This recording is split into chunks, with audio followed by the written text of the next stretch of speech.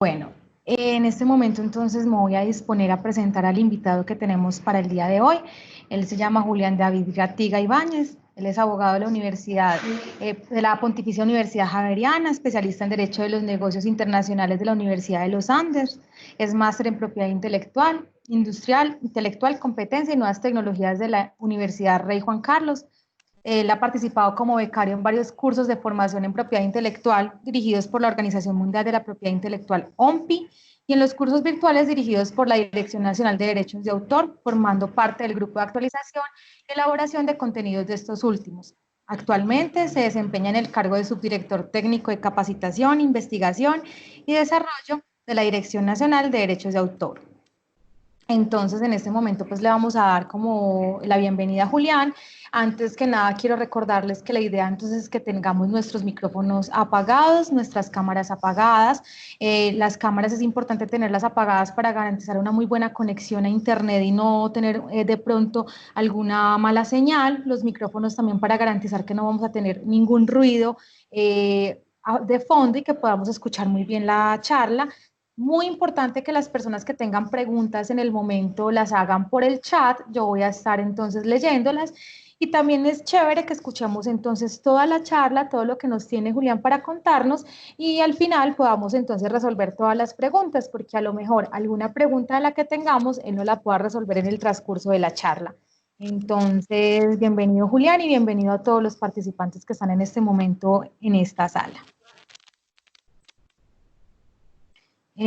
Julián, eso. Sí, Gracias. bueno, muchísimas gracias Natalia y bueno, en primer lugar saludarlos a todos, muy buenas tardes para todos, qué bueno que nos estén acompañando y muchísimas gracias también a Interactuar por la invitación que nos hace a la Dirección Nacional de Derecho de Autor para que en esta ocasión podamos estar reunidos y conversar un poco sobre el derecho de autor e Internet enfocado a las industrias creativas y culturales.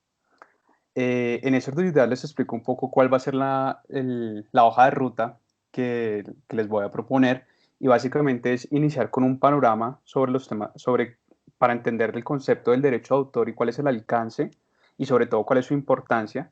Y una vez ya tengamos este panorama listo y preparado, empezaremos a abordar cuál es ese uso o digamos ese alcance de justamente del derecho de autor en el entorno digital y de pronto empezar a visualizar o entender cómo funciona y sobre todo mirar de pronto modelos de negocios y por supuesto la invitación que les hago también desde el inicio, al igual que Natalia, es por favor háganos todas las preguntas que ustedes consideren.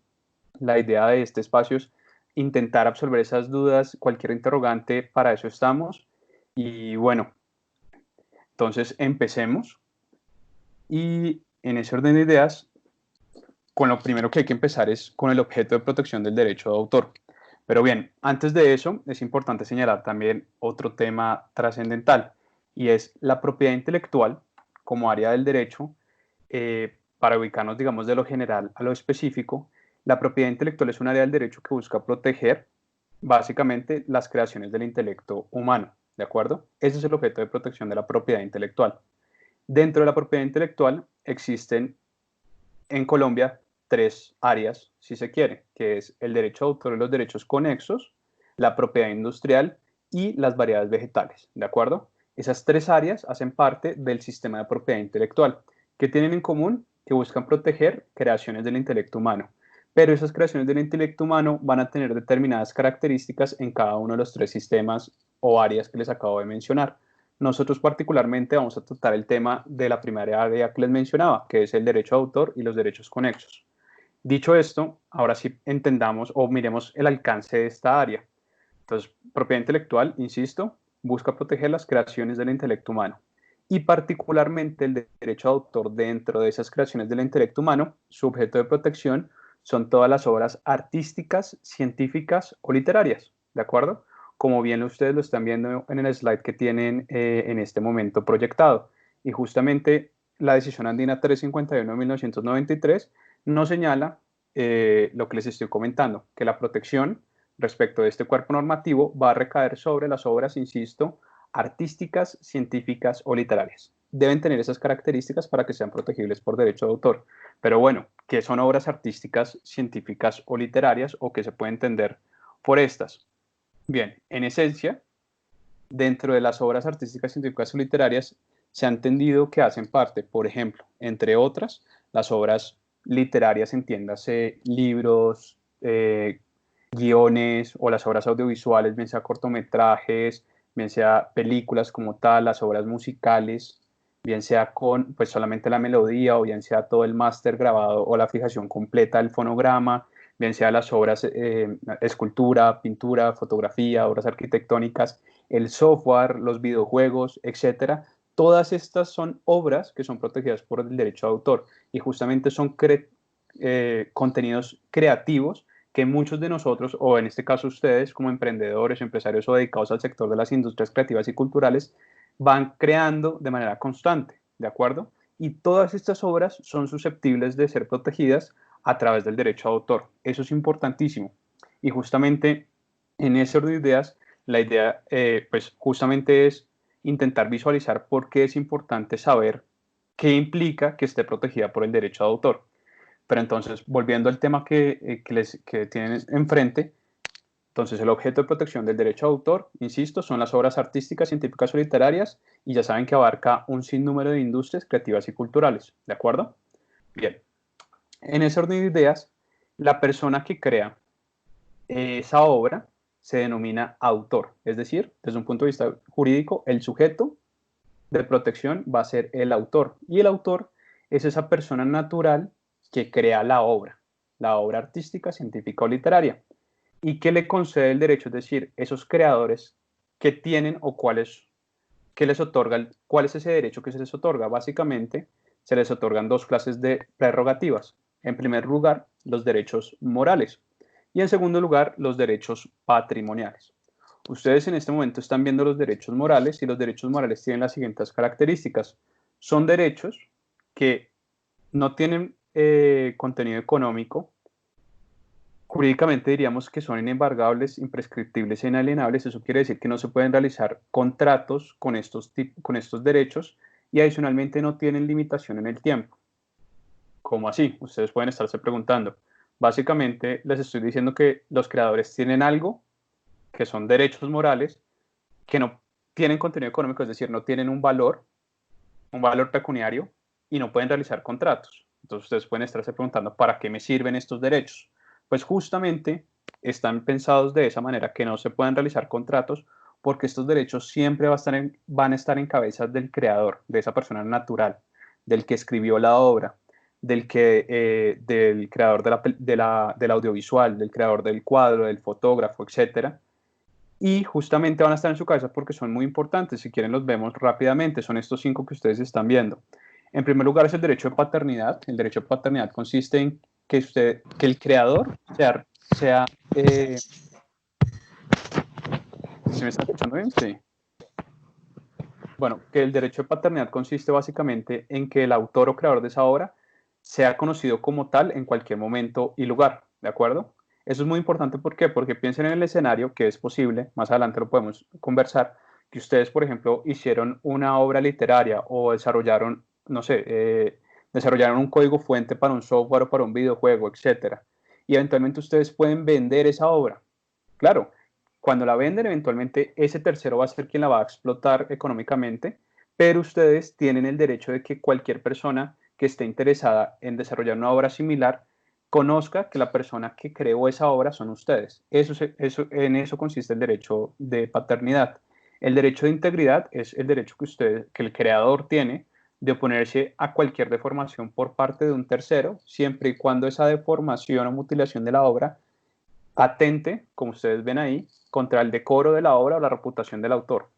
Julián, Sí, qué dime. pena interrumpirte un momentico. Lo que pasa es que me Claro. están diciendo que no están viendo la presentación. Entonces no sé ¿No si de la estás pronto viendo? la volvemos, la compartimos nuevamente. Yo la veo, pero hay algunos que no la pueden ver. Entonces Bueno, no sé eso si de puede pronto. ser producto del internet, pues, pero no pasa nada. Entonces, yo Listo. aquí dejo de compartir pantalla y se me ocurre que puedo hacer es compartirlo de la siguiente manera. Muchísimas gracias por ese comentario porque sí es clave que la podamos ver Sí, todos. listo. Y Entonces, ya, porque habían varias que me están manifestando que no la listo. veían. Aquí sí En, la estamos viendo yo la todos. veo y por favor, si alguien no la ve, me lo hace saber. Dale, Sí, sigue. exacto. Entonces, Gracias, les Julián. decía, el derecho de paternidad consiste simplemente en eso, en identificar al creador de la obra en cualquier tiempo y lugar.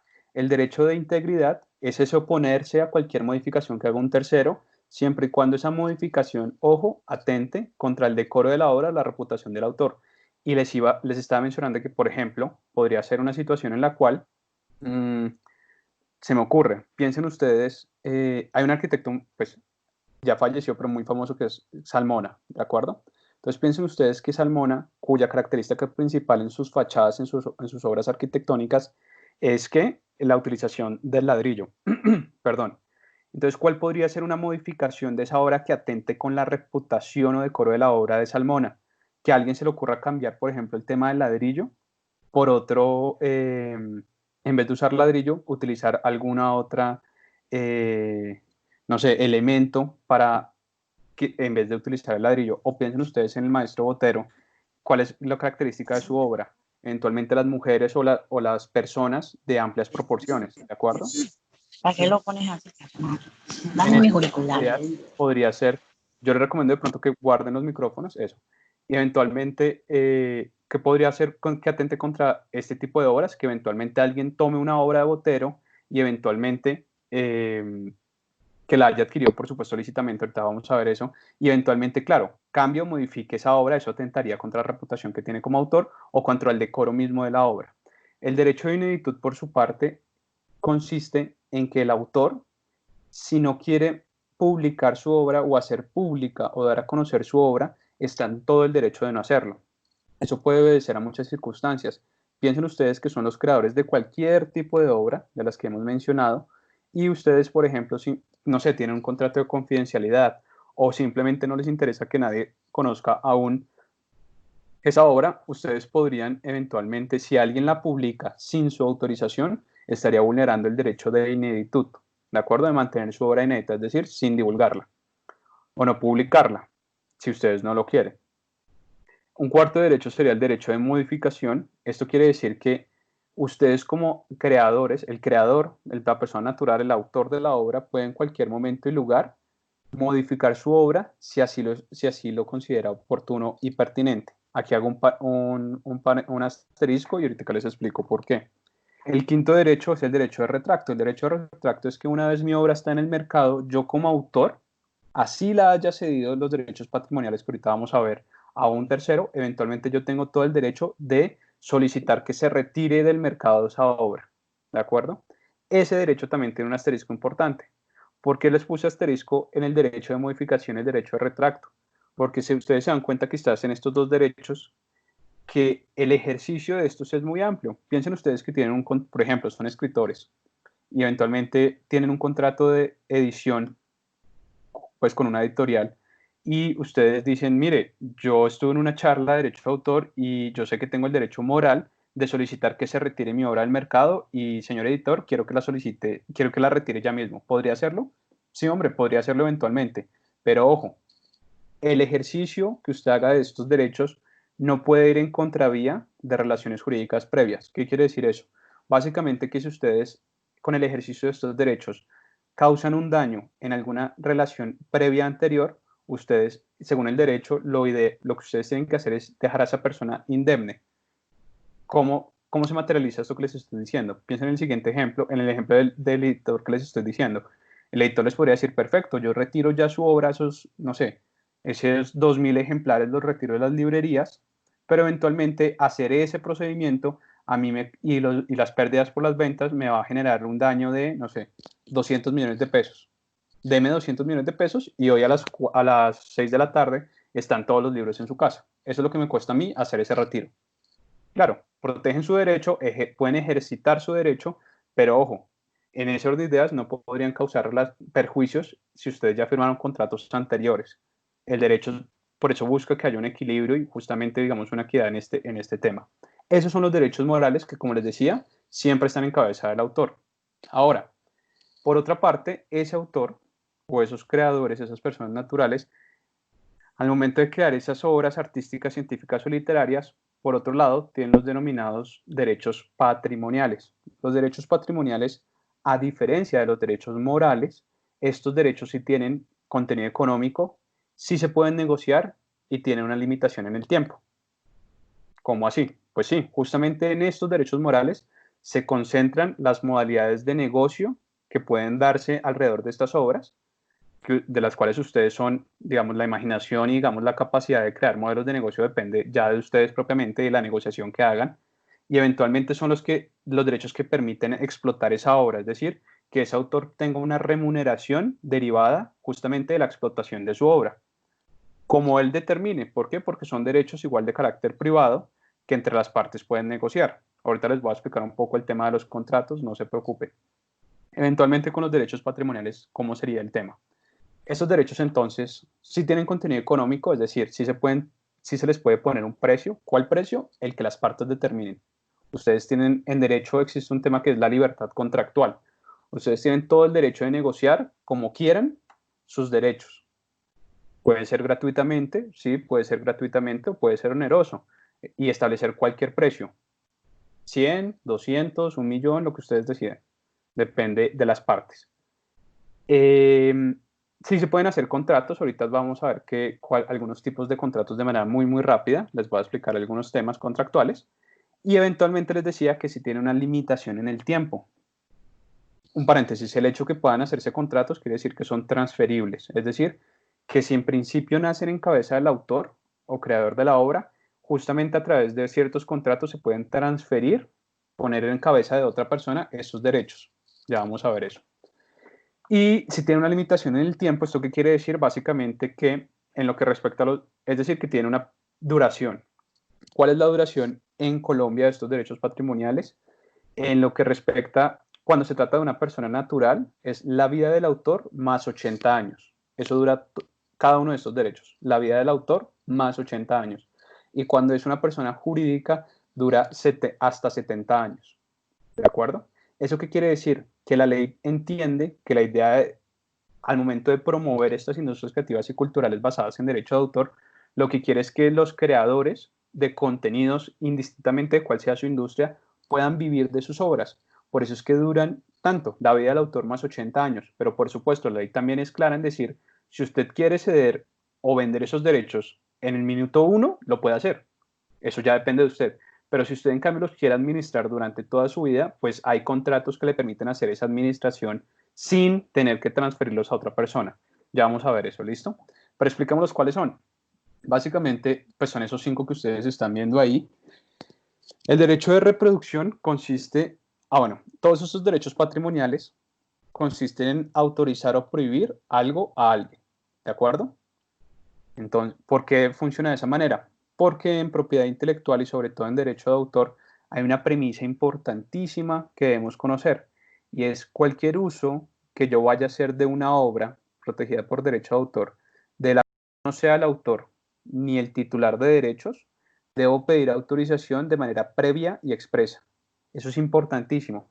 ¿Por qué? Porque piensen que ustedes van a utilizar, no sé, una película o música y las van a incorporar dentro de un audiovisual que ustedes están haciendo. Si esa música no es de ustedes, ¿qué puede pasar? Y de hecho es algo que se da mucho en Internet, que eventualmente se pueda restringir el acceso derivado a que no hay derecho de autor respecto de la música, por ejemplo.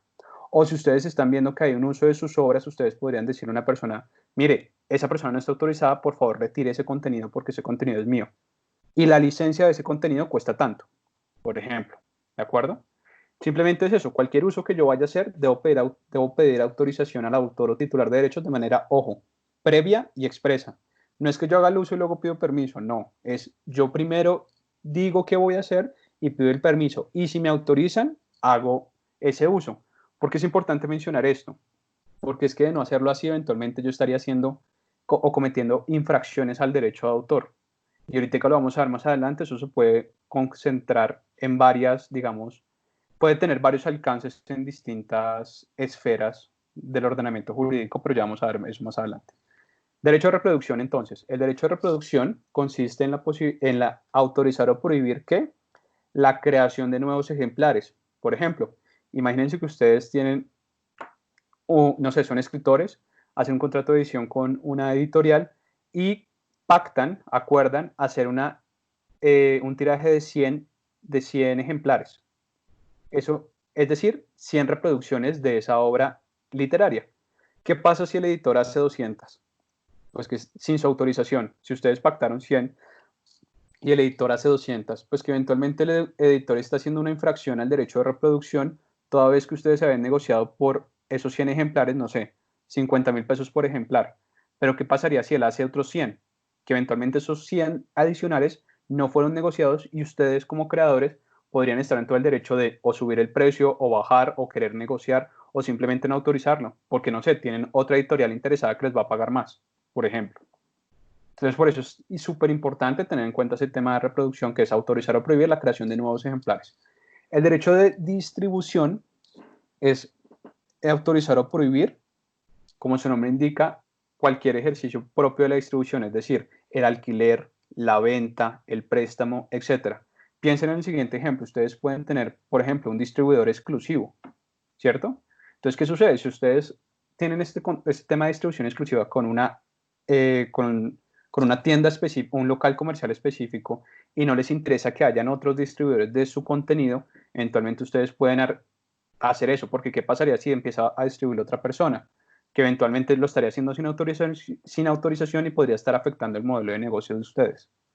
Es simplemente la posibilidad que ustedes tienen de autorizar o prohibir que los temas propios de la distribución, insisto, como es la venta, el alquiler, el préstamo, etcétera, dependiendo del tipo de obra y del tipo de industria que se trate. El derecho de transformación. Este quizás para mí es uno de los derechos más importantes. El derecho de transformación implica o consiste en autorizar o prohibir que la creación de nuevos ejemplares. Discúlpeme. Autorizar o prohibir la creación de obras derivadas. Obras derivadas.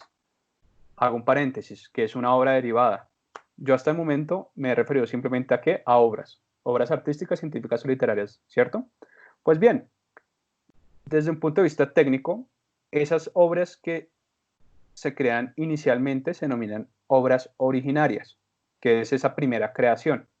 Las obras derivadas son aquellas obras que surgen de esa obra originaria. Me explico.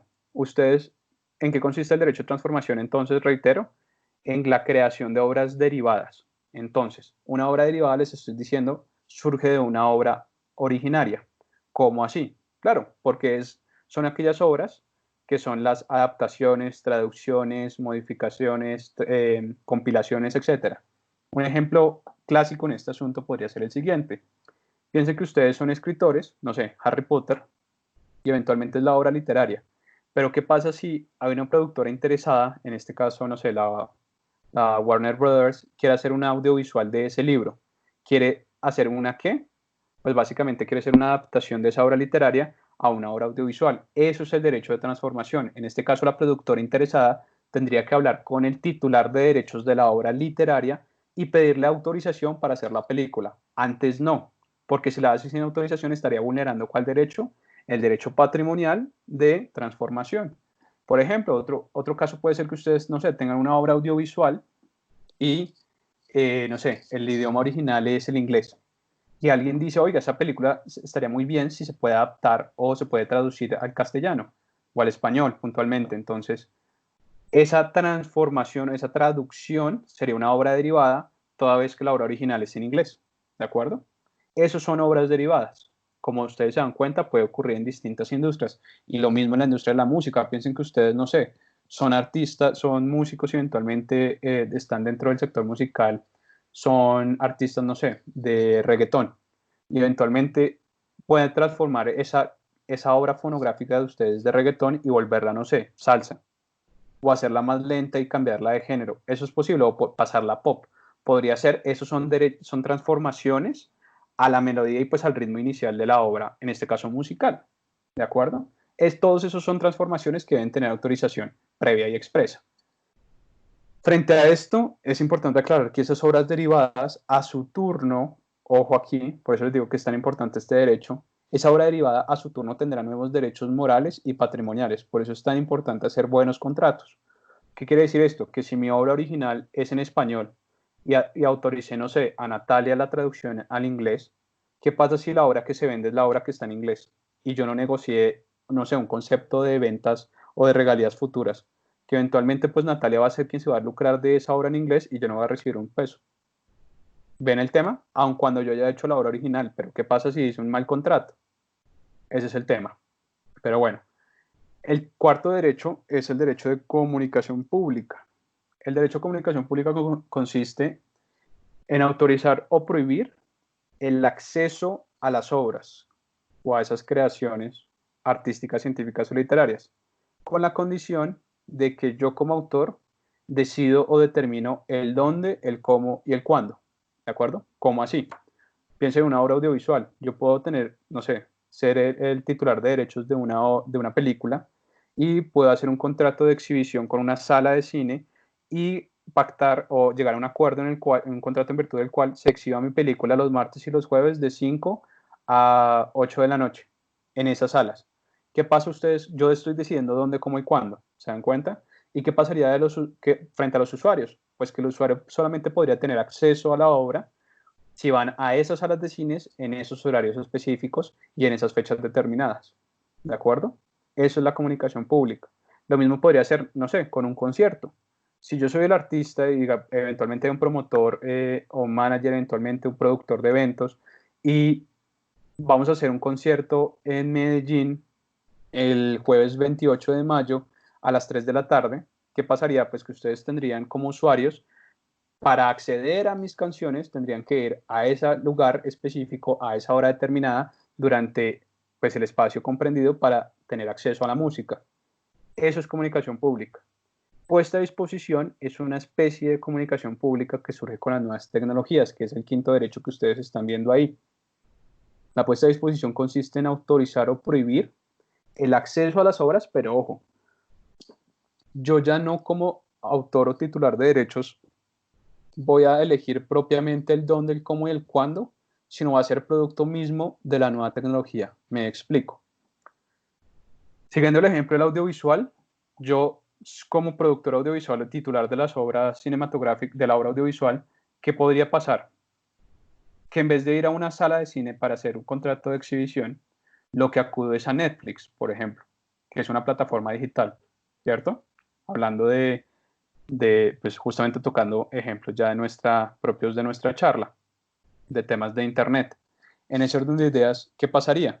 Pues que yo hago un contrato en donde hago una licencia en virtud del cual autorizo a Netflix, yo subo el contenido, ellos suben el contenido y solamente permiten acceder a esta obra a aquellos usuarios que estén registrados al interior de su plataforma. Y nosotros como usuarios de Netflix, a partir de esa mensualidad que pagamos, eventualmente podemos decidir cuándo vemos la película, si la pausamos, si la devolvemos, si la dejamos de ver o si la vemos 500 veces. Eso ya depende de nosotros. ¿Ven la diferencia del modelo? Porque claro, es un modelo de negocio distinto. Con el tema de la música, ¿cuál sería el ejemplo? Entonces ya no sería como la comunicación pública que les decía, un concierto en directo, sino podría ser entonces, no sé, un tema con Spotify. Básicamente yo hago el contrato con Spotify respecto de los views o reproducciones que se hagan más bien, y yo subo el contenido y nosotros como usuarios de Spotify podemos acceder a esa música pues las veces que queramos, cuando queramos, ¿de acuerdo? Eso sería, digamos, un poco de puesta a disposición, justamente basado en un tema de nuevas tecnologías y pues de entornos de Internet. Bien, listo. Adentrándonos un poquito más a nuestra charla, digamos que este es un gran contexto que les quería dar porque me parece clave saber qué implica el derecho de autor, como les mencionaba al inicio. Yo creo que es trascendente e importante conocer a grosso modo estos dos tipos de contratos, porque van a tener mucha incidencia en lo que vamos a ver a continuación de nuestros temas de Internet en las industrias creativas y culturales. Yo he hablado indistintamente de cesión, transferencias, licencias, autorizaciones, he utilizado, digamos, estos términos. Pues vamos a ver, sin que esto sea pues una charla de contratos propiamente, sí me parece muy oportuno, digamos que ustedes por lo menos tengan una noción básica de qué implica o de qué estamos hablando cuando decimos licencia y de qué estamos hablando cuando decimos cesión. ¿Por qué les explico estos, aun cuando hay muchos tipos de contratos? Porque generalmente el alcance de estos dos contratos suele estar inmerso en muchos otros contratos y generalmente suelen servir para negociar estos derechos patrimoniales que estábamos hablando. Entonces vamos a ello. El contrato de cesión, de manera general, sería un contrato en virtud del cual yo creador o autor, yo autor de la obra o titular de derechos patrimoniales, transfiero, ojo, transfiero en todo o en parte los derechos patrimoniales. Y un contrato de licencia sería un contrato en virtud del cual yo, autor o titular de derechos patrimoniales, autorizo en todo o en parte los derechos patrimoniales. Ojo, de manera intencional les acabo de dar la misma definición, pero básicamente intenté cambiar solo una palabra. Y a eso está el punto desde lo que, al cual quiero llegar, que es lo importante. Las licencias son iguales a autorizaciones. Licencia igual a autorizar. Cesión igual a transferir o transferencia. Ahí está el tema del asunto. Desarrollémoslo un poco mejor, sin entrar, insisto, a la minucia de los contratos, pero igual si tienen las dudas, por supuesto las podemos absolver. Entonces, cesión igual a transferencia, licencia igual a autorización. Si solamente con efectos académicos, voy a permitirme usar otro tipo de contrato para explicar el alcance de los mismos. Y sin embargo, antes voy a hacer un paréntesis.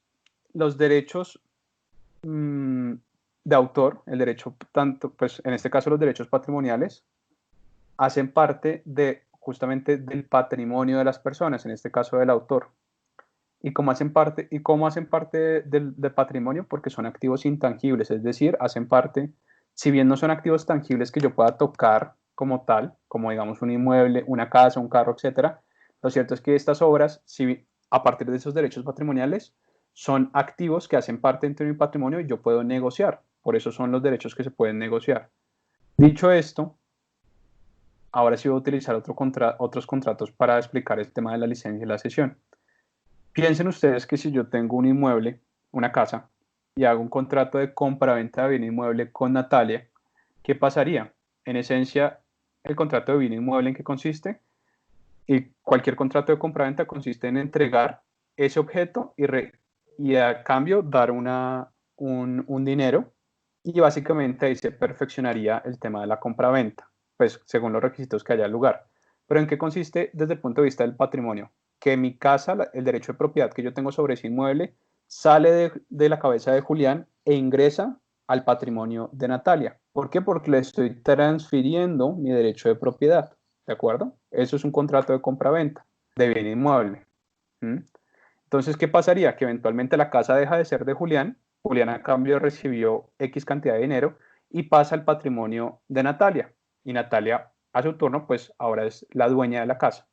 Un contrato de cesión de derechos patrimoniales es más o menos, sin serlo, un derecho de compraventa o tienen en común la transferencia. ¿Qué quiere decir eso? Que si yo hago un contrato de cesión de derechos patrimoniales, por ejemplo, le transfiero el derecho patrimonial de los que acabamos de ver, cualquiera, el derecho de transformación, por ejemplo, quiere decir que sale del patrimonio de Julián ese derecho de transformación e ingresa en el patrimonio de Natalia, porque le transferí el derecho. ¿De acuerdo? Obviamente no es un contrato de compraventa porque tiene otras características, pero es más o menos un contrato, pues tiene en común en que transfiere del patrimonio de A al patrimonio de B. Siguiendo este ejemplo, insisto, enteramente académico, una licencia vendría siendo más o menos lo que sería, toda vez que es autorizar, sería o tendría unas similitudes con el contrato de ¿qué? De arrendamiento. ¿En qué consiste el contrato de arrendamiento de bien inmueble?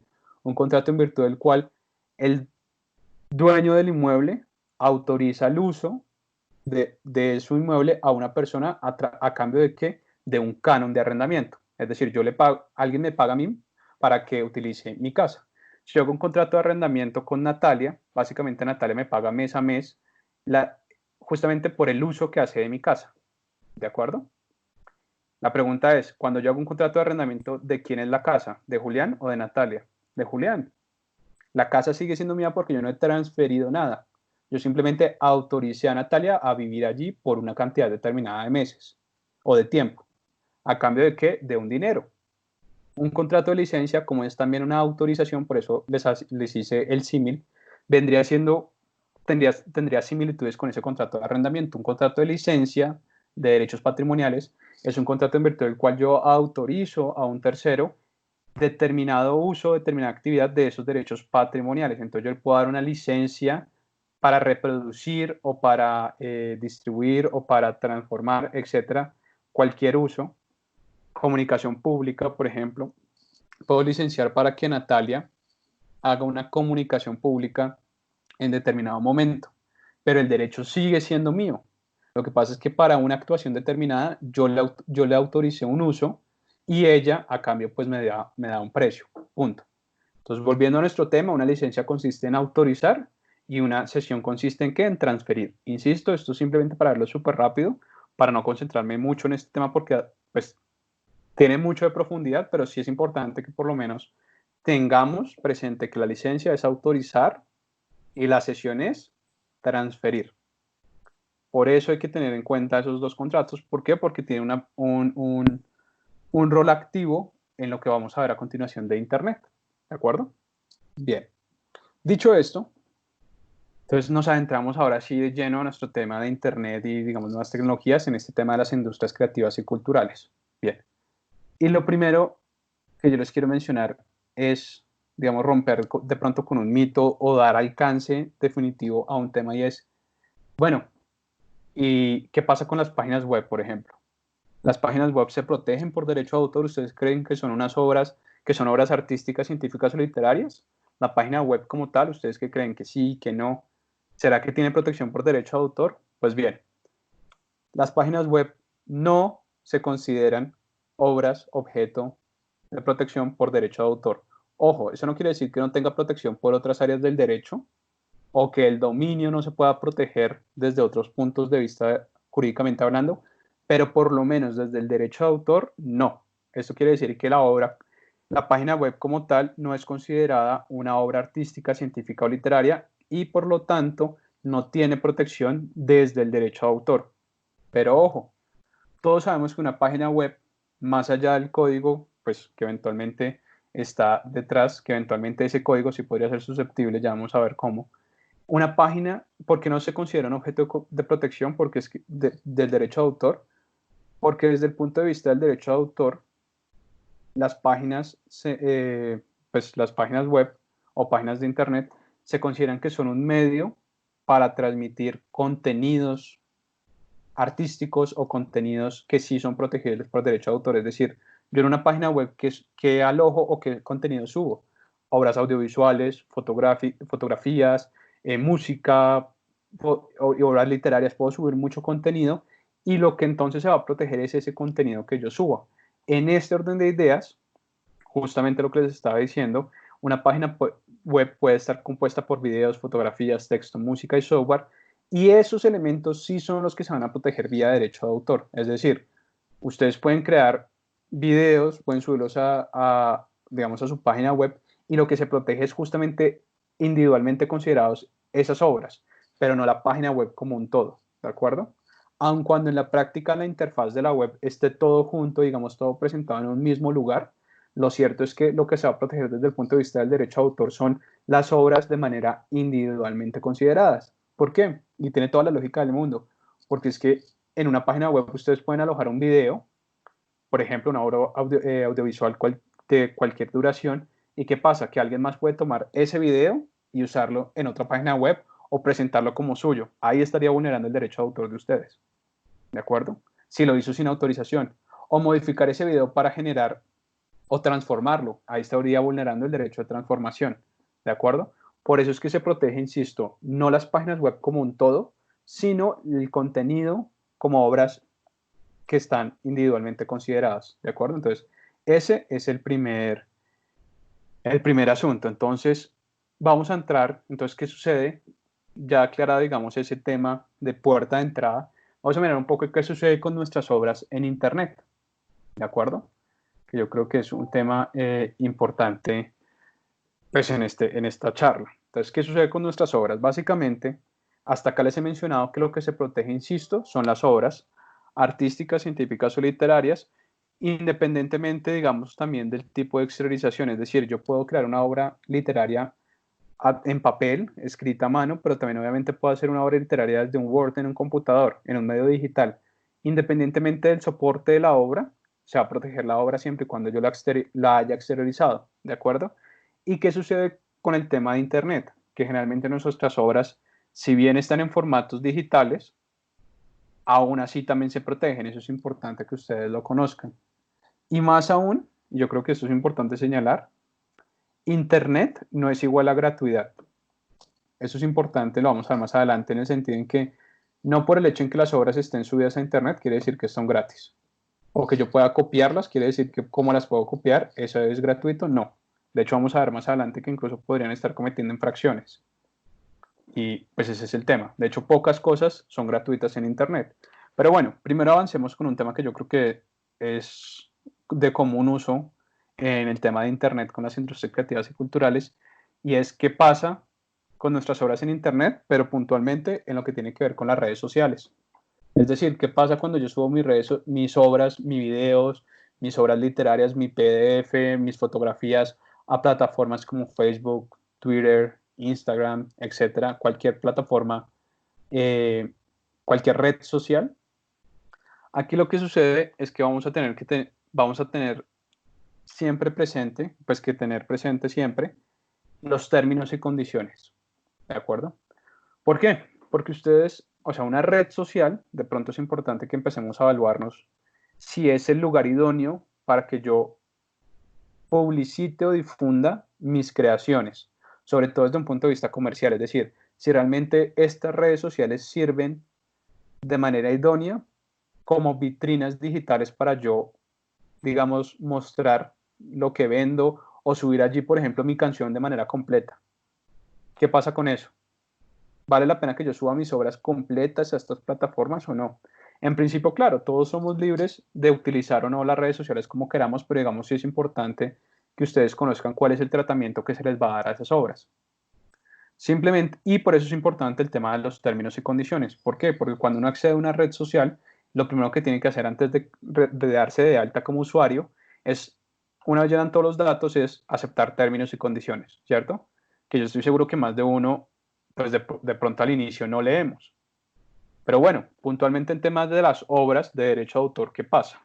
Pues bien, solo a modo de ejemplo, me permití traer los términos y condiciones en lo que respecta al tema de derecho de autor y obras de Facebook, que básicamente es esto. Miren lo que dice Facebook en sus términos y condiciones. Me va a permitir leer la parte en negrita.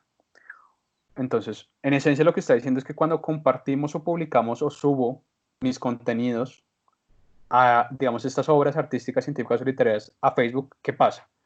Facebook nos dice lo siguiente: cuando subes eso, nos otorgas una, ojo, licencia. Ustedes ya saben que es una licencia, es una autorización de uso, ¿sí?, de derechos patrimoniales internacional. Entonces es una licencia internacional libre de regalías, es decir, que es una licencia que ustedes están dando gratuita, pues que estamos dando gratuitamente. Sublicenciable, es decir, que Facebook puede hacer a su vez otras licencias gratuitamente sin reconocernos un centavo. Transferible, es decir, que se la puede transferir a terceros. No exclusiva para alojar, miren todo lo que puede hacer: alojar, usar, distribuir, modificar, publicar, copiar, mostrar o exhibir públicamente y traducir tu contenido. Básicamente pueden hacer cualquier modificación a nuestras obras. Por eso es lo que yo les digo. Claro, Facebook es importante para, por ejemplo, cualquier red social. Es importante en términos de darnos a conocer, pero entonces quizás no sea lo más oportuno, no sé, si yo soy cantante, de pronto subir todo el video de mi canción, o subir toda la canción, o si yo soy, no sé, fotógrafo, subir todas las fotografías que yo hago de manera indiscriminada a estos tipos de plataforma. De pronto sería mejor hacer un hipervínculo para una página personal o para una página en que yo sí controle cuál va a ser el uso de ese contenido, porque por encima lo que estamos diciendo es que estamos dando licencias gratuitas con todos estos alcances que les acabo de mencionar y que ustedes están viendo, que aún así, si se fijan, entonces traducir tu contenido, y continúo leyendo, así como para crear trabajos derivados de él. ¿Se acuerdan del concepto de obra derivada? Una obra derivada es cualquier obra que surge de una obra originaria a partir de la transformación, que a su vez tiene nuevos derechos morales y patrimoniales. Derechos morales y patrimoniales que no van a ser de ustedes. ¿Dónde está el problema? Si yo no soy un creador de contenido, si yo quiero proteger mi contenido, yo creo que una recomendación importante y un consejo, si me permiten desde el punto de vista técnico, es guardar y tener mucho cuidado respecto de nuestro trabajo, porque nuestro trabajo intelectual, esas obras artísticas, científicas o literarias, implicaron tiempo, dedicación, esfuerzo y muchas veces dinero. Y en ese orden de ideas, subirlas a Facebook sin más, para que cualquier persona las comparta, las distribuya. Esto es solamente para que Facebook lo haga y adicionalmente lo pueda sublicenciar. pues yo creo que, digamos, no estaríamos haciendo nuestra mejor labor para proteger ese contenido. Y más aún, si en Colombia el derecho de autor se protege la vida del autor, o sea, toda su vida, más 80 años. Es decir, el término de explotación es muy amplio para que ustedes lo suban en 3 segundos o en 10 minutos que se demore subiendo el video para que Facebook pueda hacer lo que quiera si así lo considera. Pero ojo, aquí sí también es importante aclarar un tema. Facebook, esta autorización que ustedes están dando es para Facebook, la compañía, como tal, persona jurídica, no para los usuarios, es decir, los otros muchos millones de usuarios que tenemos cuentas en Facebook. Eventualmente, claro, si un tercero dentro de Facebook hace un uso sin autorización, ahí nosotros tenemos, digamos, la posibilidad de iniciar un proceso o solicitar que deje de hacer ese uso. Pero frente al tercero, pero frente a Facebook, sí, esto es clarísimo, lo que ustedes están viendo. Tienen todo el derecho de transferir de manera no exclusiva para alojar, usar, distribuir, modificar, publicar, etcétera, así como hacer trabajos derivados de él.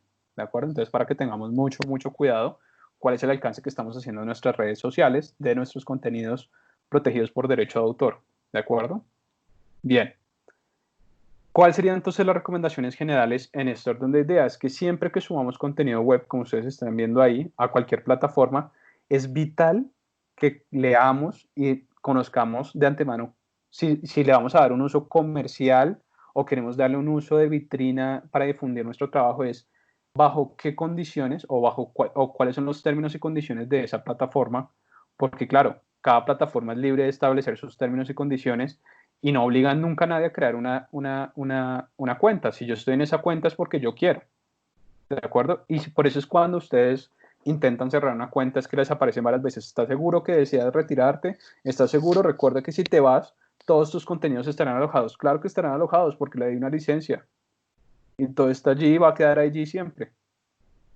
¿De acuerdo? Entonces tengan mucho cuidado frente a esos usos si no quieren de pronto tener sorpresas incómodas en el futuro. Entonces siempre hay que saber o leer o preocuparnos si como creadores de obras artísticas, científicas o literarias vamos a hacer uso o vamos a subir en plataformas de terceros. Debemos tener eso siempre muy presente. Bien, eso sería un poco respecto al tema de redes sociales. Pero, digamos, yo les hablaba de temas de infracción y de contenidos infractores y es, bueno, ¿y qué pasa si, listo, ya entendí que Facebook, en este caso que es el ejemplo que estamos dando, él puede hacer todos los usos que hablamos anteriormente? ¿Y qué pasa si es un tercero? Es decir, si eventualmente Natalia fue la que subió el contenido y yo, Julián, dentro de mi cuenta de usuario, estoy utilizando, sin su autorización, estoy, no sé, haciendo una transformación de sus obras, de sus videos, o estoy utilizando las fotografías que ella alojó allí sin autorización de ella previa y expresa. Es decir, yo como tercero, ¿qué podría pasar? O si ustedes, por ejemplo, ven que uso ese contenido, por ejemplo, también puede ser el caso, pero de pronto en otra plataforma, digamos que Natalia la subió en Facebook y yo de manera muy oportunista tomo ese contenido y lo subo a mi canal, pero de YouTube, por ejemplo. ¿Qué pasaría ahí? Pues bien, muchos traigo a colación este tema y es qué pasaría entonces con el tema de las infracciones en plataformas digitales, que son los casos que les acabo de mencionar. Este tipo generalmente las grandes redes sociales o o donde usualmente solemos compartir estos contenidos suelen ser, digamos, como Facebook, YouTube, Twitter, Instagram, etcétera. La mayoría de estas compañías, cuando son norteamericanas, se rigen bajo el derecho pues bajo el derecho de los Estados Unidos, ¿bien? Bajo las normas norteamericanas. ¿Qué es lo que sucede y cuál es el procedimiento que nosotros tenemos como titulares de derechos si vemos que alguien está usando nuestra obra sin autorización? Existe un procedimiento en estas páginas que nosotros podemos hacer que se denomina el Notice and Take Down, ¿de acuerdo? ¿Qué quiere decir esto? Básicamente, si lo traducimos, sería notificar para dar de baja el contenido o notificación para quitar o eliminar el contenido infractor, si se quiere. ¿Qué es esto básicamente? Es un proceso que de hecho ustedes no sé si se han dado cuenta que suele ocurrir, por ejemplo, mucho en YouTube, que es cuando ustedes, por ejemplo, no sé, vieran un video de una música determinada y les aparece un título de esta obra ha sido retirada por porque va en contra del derecho del copyright o del derecho de autor, es básicamente porque el titular de derechos inició, generalmente esos son procedimientos administrativos internos de las plataformas, en donde básicamente solicitan al dueño de la plataforma que retire el contenido que está utilizando ese tercero, digamos yo, porque ese tercero lo está haciendo sin autorización. Y básicamente ese es el procedimiento que se conoce como Notice and Takedown. Y básicamente notifica a ese tercero que debe bajar el contenido porque él no es el titular. Claramente ustedes ahí tienen que justificar a la página desde el punto de vista administrativo que ustedes son los, los dueños de esa obra. ¿Cómo lo pueden hacer? Por ejemplo, a través del registro de sus obras en temas de derecho de autor y decir, mire, yo soy el titular de esa obra, o yo tengo los derechos a través de este contrato de licencia o a través de este contrato de cesión, y eventualmente ese tercero no, y me está perjudicando. Si ustedes logran demostrar eso, pues eventualmente la plataforma lo que hace es bajar ese contenido infractor. ¿De acuerdo? Eso sucede, digamos que me parecería importante traer ese procedimiento, porque es un procedimiento, digamos, ágil, rápido, que se suele dar mucho en las páginas web, pero justamente, digamos, es ese primer paso para evitar que terceros utilicen nuestro contenido, sobre todo si está generando pérdidas o nos está afectando en nuestros modelos de negocio. ¿De acuerdo? Ese sería un primer tema, y sobre todo porque son plataformas norteamericanas o suelen regirse por el derecho norteamericano. Entonces, para que sepan que se puede hacer eso, este procedimiento, insisto, es muy sencillo y todas las páginas web lo tienen. Todas las páginas de redes sociales lo tienen también. Por otro lado, también les quería traer, pues como el mundo digital y en temas de Internet, digamos que digamos, se excede o va más allá de las normas nacionales, o sea, de Colombia. Por eso también traigo en este caso el tema de Europa, de cómo funcionaría, digamos, estos temas, si es algo relacionado con la Unión Europea. Y en la Unión Europea, básicamente hay una directiva en el 2019, o sea, del año pasado, que es la Directiva Europea sobre Derecho de Autor en el Mercado Único Digital. Esta Directiva Europea básicamente es una norma que exige que los países miembros de la Comunidad Europea incorporen ciertos reglamentos o normatividad que permita justamente a los usuarios, uno, generar ese incentivo a hacer mayores licencias para esos usos, y dos, que se implementen mejores medidas tecnológicas para evitar infracciones, es decir, ese procedimiento que vimos de Notice and Takedown, que hayan procedimientos mucho más ágiles, mucho más, digamos, oportunos para lograr esa eliminación de la infracción, si se llega a dar, desde un primer momento, desde un primer nivel, digámoslo así.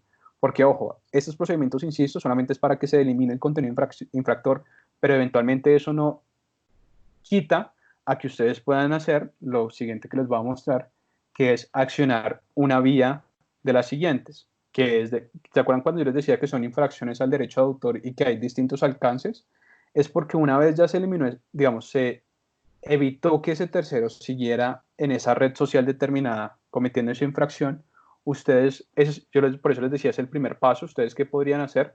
Podrían llegar a un punto de iniciar, por ejemplo, un proceso judicial.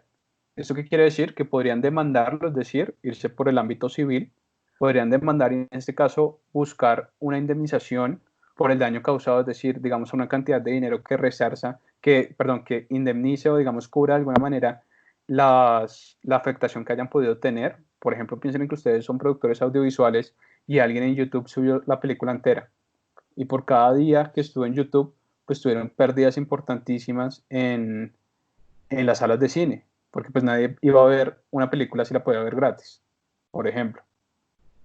¿De acuerdo? Entonces, digamos, esos son temas de infracción. Adicionalmente, ¿qué sucede? Digamos, eso ya estoy refiriéndome al caso colombiano, obviamente. También pueden accionar, si ustedes lo deciden, el ámbito penal. En el ámbito penal es básicamente interponer una denuncia ante la Fiscalía General de la Nación, porque es importante que ustedes también sepan esto. En Colombia y en varias jurisdicciones, pero en este caso puntual, en el caso colombiano, son tipos penales, es decir, delitos, la infracción o vulneración a derechos morales o a derechos patrimoniales de autor, son delitos que tienen pena privativa de la libertad y multa. Entonces ustedes podrían iniciar, si así lo consideran, un proceso penal. Y desde el punto de vista administrativo, pues ahí ya depende de las circunstancias, tampoco voy a ahondar mucho allí, pero es por ejemplo cuando no sé, interviene o asiste una entidad del Estado, eventualmente ustedes tienen que iniciar por competencia la vía administrativa, que es un proceso, pero, por ejemplo, cuando interviene una entidad del Estado o cuando quieren hacer algún tema, por ejemplo, de temas de registro de modificación o declarar nulo un acto, eventualmente serían por temas administrativos. Ahí tampoco, digamos, no me quiero extender, salvo que ustedes tengan las inquietudes más adelante. Bien, ahora ya digamos, yo sé que les estaba dando mucha información, pero es importante acabar como con este tema de, entonces, ¿cuál debería ser, digamos, como ese uso de nuestras obras protegidas por derecho de autor, esas obras artísticas, científicas o literarias, que eventualmente yo, pues, disponga o emplee el Internet como, digamos, un mecanismo para informar o para darlas a conocer eventualmente? Entonces, ¿cuál debería ser ese uso de las obras? Y aquí sí es un poco, bueno, en primer lugar, les quería presentar esto que es una cosa, o sea, es importante que ustedes conozcan, pese a que la obra, yo les explico ahí que un criterio de protección es el soporte material. Eso ya se los había explicado, que es, no importa sobre qué soporte esté la obra, es decir, puede estar en papel, puede estar en un medio digital, da igual, siempre se va a proteger es la obra per se, porque claro, yo puedo destruir el archivo, pero no destruyo la obra. ¿De acuerdo? Porque eventualmente la obra es inmaterial. Lo mismo pasa con, de pronto eso se ve mejor con este otro ejemplo.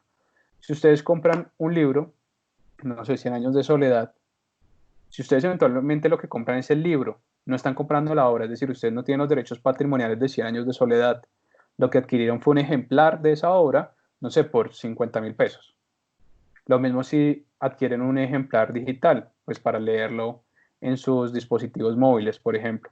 Ustedes están adquiriendo 100 años de soledad por $2, pero eso no quiere decir que están haciendo un contrato de cesión o un contrato o una licencia con los derechos de la obra de Gabriel García Márquez. No lo están haciendo, ¿de acuerdo? Son modalidades de negocio y quiere decir que si ustedes, no sé, eliminan ese archivo digital o el libro de pronto se daña o se rompe, no quiere decir que la obra se dañó. 100 años de soledad sigue existiendo así ustedes hayan dañado la obra, bien sea físico o bien sea material. Aquí lo que se protege es la obra, insisto, ese activo intangible. En ese orden de ideas, esto era lo que les decía hace un momento y es de cara al uso de las obras en Internet, yo, pues la recomendación es que tengan mucho cuidado, sobre todo si ustedes van a utilizar obras que están en Internet, toda vez que las obras, insisto, no por el hecho que estén en Internet o en las redes sociales, no quiere decir que son obras gratis o que son gratuitas. Pueden serlo, por supuesto, ahorita vamos a ver cómo, pero eventualmente pocas cosas en Internet son gratis. Es decir, el hecho que ustedes puedan buscar en Google una imagen no quiere decir que esa imagen sea gratuita, salvo que estén en un portal donde las obras en efecto sean gratuitas. Pero en el buscador de imágenes de Google, por ejemplo, esas imágenes que aparecen, si ustedes las utilizan y las incorporan en su obra literaria o en su obra, no sé, en una novela gráfica o en sus videos, eventualmente esa obra, el dueño de esa foto, por ejemplo, podría iniciar un proceso por infracción a los derechos porque jamás le pidieron autorización. O si utilizan una música que está en una plataforma en Internet, eventualmente, claro, si no piden la autorización, eventualmente pues alguien podría iniciar un proceso. Eso es lo que ocurre con el tema de los usos de las obras en Internet, lo mismo lo que yo les venía mencionando con el tema de redes sociales. Pero claro, ustedes también, esto bajo el marco de que cualquier uso que yo vaya a hacer, insisto, debe tener autorización de manera previa y expresa. Pero también, ¿qué puede pasar? Que claro, yo les decía, estos derechos son derechos que les pertenecen a los creadores, a los titulares de derechos, y es decir, que privadamente ellos pueden decidir si, no sé, si no quieren cobrar por sus obras, maravilloso, pueden hacerlo gratuitamente. Pero también hay otros que si quieren cobrar por la utilización de sus obras, pues también lo pueden hacer. Es la libertad contractual que les mencionaba. Con el tema de esos usos libres, un poco, más que gratuitos, porque, insisto, gratuitos no hay pocas cosas en Internet, sí existen otras opciones a no cobrar, que esto, insisto, solamente puede tomar esa decisión el autor o el titular de derechos. Y hay muchos autores que pueden decidir licenciarlo libremente y, por ejemplo, hacerlo a través de lo que ustedes están viendo, que son las Creative Commons. Y básicamente los Creative Commons son licencias, ustedes ya saben que es una licencia, son autorizaciones Ojo, autorizaciones, no transferencias. ¿Ven el tema? En esos días, estos Creative Commons son licencias libres que eventualmente permiten ciertos usos a terceros. Entonces allá dependerá de cuál sea. Esto simplemente les estoy mostrando unos ejemplos, pero entonces pueden haber Creative Commons que sean licencias en donde se autorice el uso siempre y cuando se nombre al autor. Derecho de paternidad, ya también lo vimos. Hay otras licencias que adicionalmente se puede, siempre y cuando sean para usos no comerciales y se mencione siempre el autor. Otros que se pueden hacer usos de esas obras, pero siempre y cuando la obra sea exactamente como el autor la está moviendo, es decir, ustedes no pueden hacer ninguna transformación. Y así dependerá de los casos, es decir, claro que pueden haber licencias libres en Internet, perdón, licencias libres o Creative Commons, que es un tipo de licencia libre en Internet, pero mi recomendación es que ustedes siempre se cercioren que en efecto sí son o si tienen licencia libre si quieren utilizar contenidos de terceros, porque es que el problema está cuando no es así y eventualmente ustedes usan la obra de un tercero, ese tercero también está en todo su derecho de decir un momento, yo no lo autoricé, usted me está afectando mi negocio o simplemente yo no le quería dar autorización y aún así la utilizó. Luego entonces voy a iniciar un proceso civil o voy a iniciar un proceso penal para que usted cese el uso infractor y cese el daño. ¿De acuerdo? Entonces, digamos, ese es el tema con las licencias libres. Ya para ir terminando, yo les quería comentar lo siguiente. Yo les había dicho a lo largo de la charla que la premisa mayor en temas de propiedad intelectual y sobre todo en derecho de autor y lo que estamos viendo es que cualquier uso que yo vaya a hacer de una obra de la cual yo no soy titular ni autor, debo pedir para su uso una autorización de manera previa y expresa. Esa es la regla general. No obstante, existen situaciones en las que yo puedo hacer usos sin pedir autorización, que es diferente a este tema de licencias libres y básicamente son esto que ustedes están viendo. Son las limitaciones y excepciones al derecho de autor, pero mucho cuidado. ¿Qué es una limitación y una excepción? Básicamente son circunstancias determinadas por la ley en las cuales de manera excepcional, como su nombre indica, se permiten hacer usos a terceros sin pedir autorización, pero ojo, estas limitaciones y excepciones tienen unas características importantes y es que son las que efectivamente determinen la ley, que básicamente están en los artículos que ustedes están viendo allí, son las que determinen la ley y desde el punto de vista jurídico diríamos que son de interpretación restrictiva. ¿Esto qué quiere decir? Que yo no puedo darle un mayor alcance al previsto por la norma. Me explico. Hay una limitación que que está para bibliotecas, por ejemplo, y es que una biblioteca puede hacer una reproducción, ojo, ya sabemos que es reproducción, un ejemplar adicional, puede hacer reproducciones adicionales de los ejemplares que haya adquirido lícitamente, es decir, por ejemplo, de un libro que haya adquirido lícitamente, en algunas circunstancias, como cuáles, cuando el libro esté agotado o esté en una situación en que se pueda destruir, ahí eventualmente le permiten hacer una reproducción adicional. Pero ojo, es solamente en ese caso. ¿Qué quiere decir el tema de interpretación restrictiva? Que yo no podría decir, no, es que yo no soy una biblioteca, pero tengo una librería. Y una librería es como si fuera una biblioteca. No. Si lo hace una librería, es una infracción al derecho de autor. Si lo hace una biblioteca, en ese caso es excepcional. Y si así lo puede probar, eventualmente él podría hacer esa reproducción. Pero una librería eventualmente tendría que adquirir otro ejemplar o solicitar el permiso al editor para eventualmente distribuir o vender otro ejemplar adicional. No puede, perdón, la expresión fotocopiar o hacer ejemplares indiscriminadamente. No, porque estaría vulnerando el derecho de reproducción. ¿De acuerdo? Insisto, son muchas excepciones que existen en la ley. Yo de pronto los invitaría, igual ahorita les voy a mencionar una que cae muy bien o que toca el tema de Internet en las industrias creativas y culturales. Pero son, digamos, las que ustedes están viendo en estas normas que están ahí proyectadas. ¿Qué tienen en común estas limitaciones y excepciones? Que siguen lo que se denomina la regla de los tres pasos. ¿Qué es la regla de los tres pasos? Básicamente que se permiten hacer esos usos que determina la ley en casos excepcionales siempre y cuando, y con aplicación restrictiva siempre y cuando cumplan y siempre cumplen estas tres características. Uno, como ya les decía, que sean casos excepcionales. Dos, que son situaciones en las donde no se atentan contra la normal explotación de la obra, y 3, que no se afecte de manera injustificada el interés del autor. Cuando se cumplen esas 3 reglas, de hecho, esas 3 reglas las cumplen todas las limitaciones y excepciones que consagra la ley. Insisto, bajo la restricción, bajo la interpretación restrictiva. Y la excepción o limitación que yo les quería mencionar es una que de hecho usamos bastante, y es el famoso derecho de cita. Básicamente, ¿es permitido citar? Claro que es permitido citar. Pero ojo, esa cita, miren cómo está establecida la excepción. Citar una obra, o sea, es permitido citar una obra, otras obras publicadas, siempre que, y eso es lo que aparece tal cual en la norma, siempre que se indique, la fuente y el nombre del autor, a condición de que tales citas se hagan conforme a los usos honrados y de la medida justificada por el fin que se persiga. Entonces, básicamente, ¿cuáles son los requisitos que dice esa norma para hacer las citas? 1, que se debe tratar de una obra publicada, es decir, yo no puedo decir que estoy citando una obra inédita, porque ya sabemos que una obra inédita es justamente una obra que no se ha publicado porque el autor no quiere que se publique. 2, es que siempre se debe mencionar al autor de esa obra y a la fuente, eventualmente, de donde se obtuvo esa obra. Claro, eso se hace con qué objeto, básicamente para indicar de dónde salió.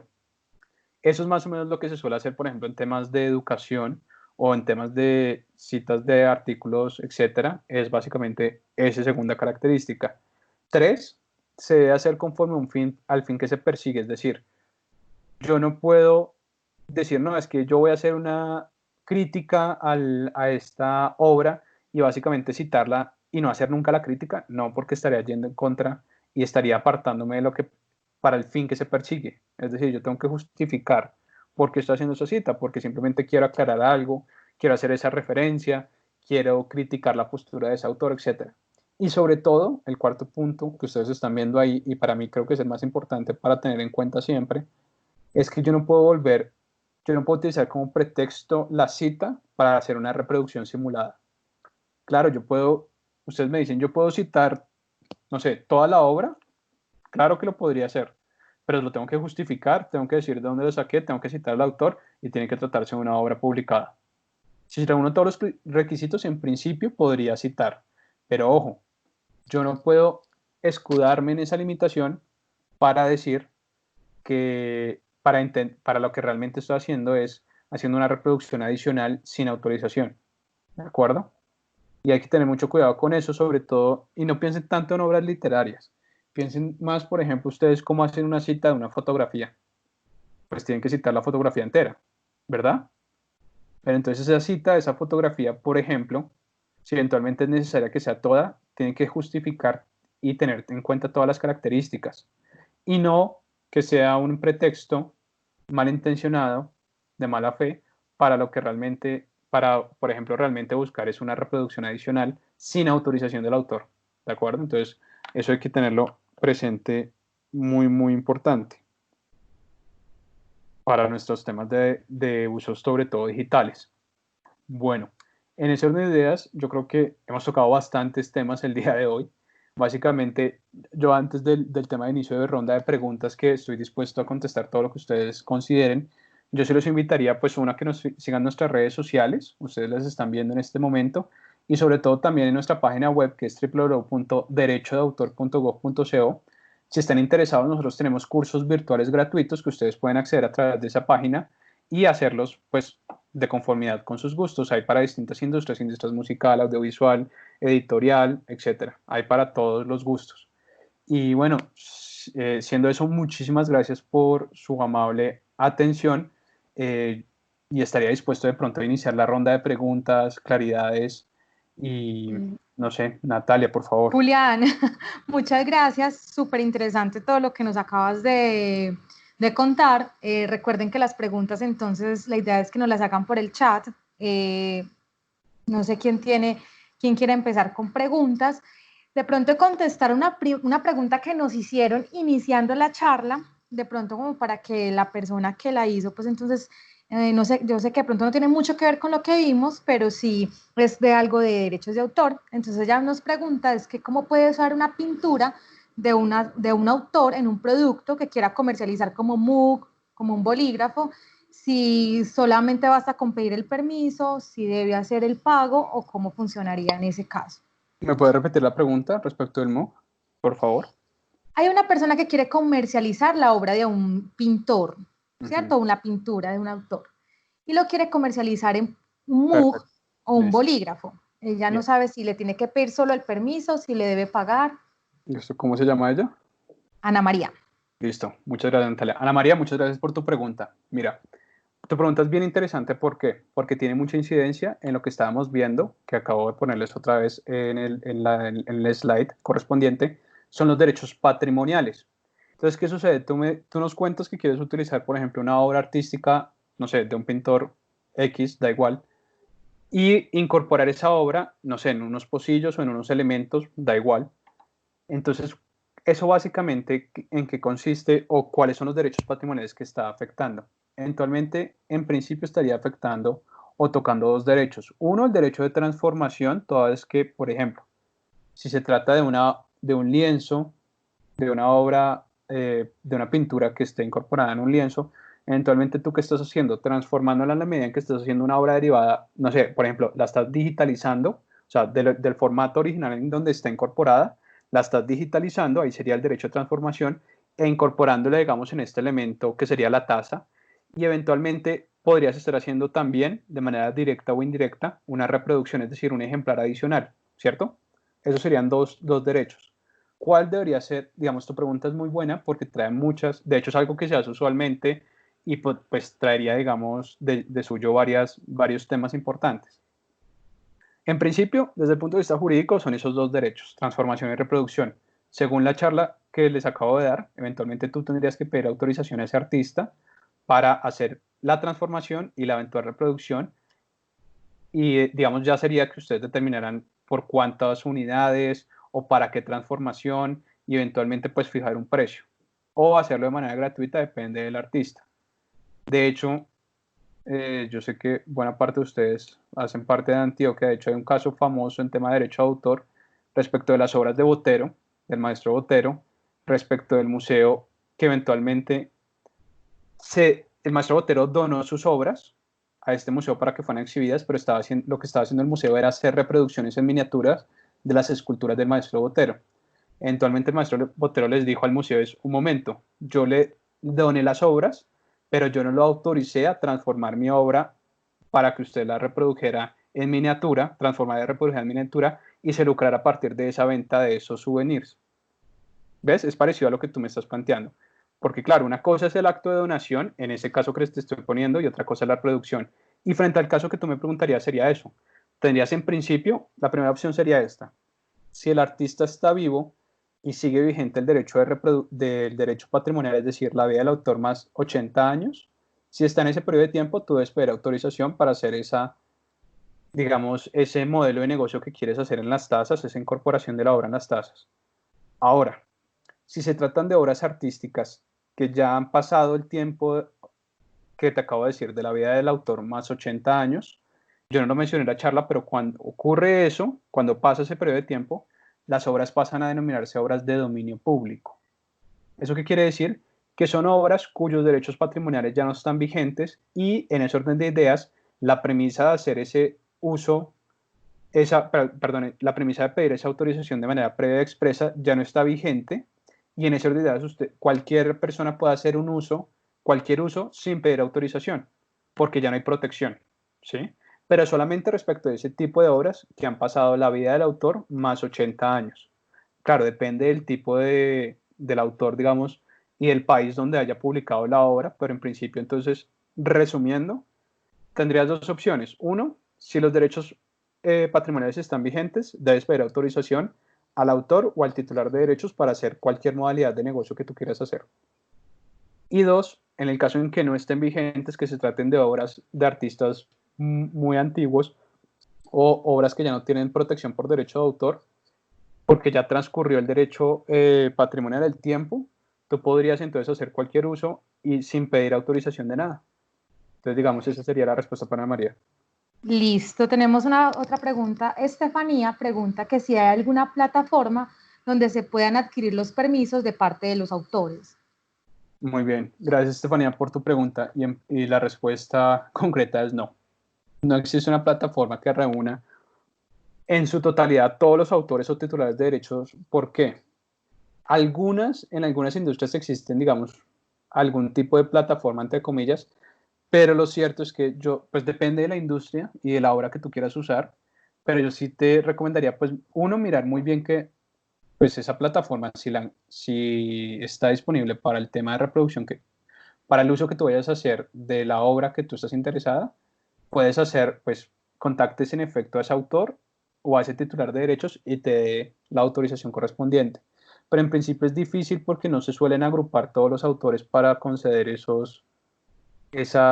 pues, las autorizaciones de esa manera. Generalmente la negociación es uno a uno porque pues cada persona puede hacer usos diferentes. Pero hay algunas plataformas sí, pero que agrupen a todos, no. Bueno, Marino nos pregunta que cómo se consulta a los autores de temas musicales que están en YouTube y no se evidencia ni el autor ni el nombre del tema.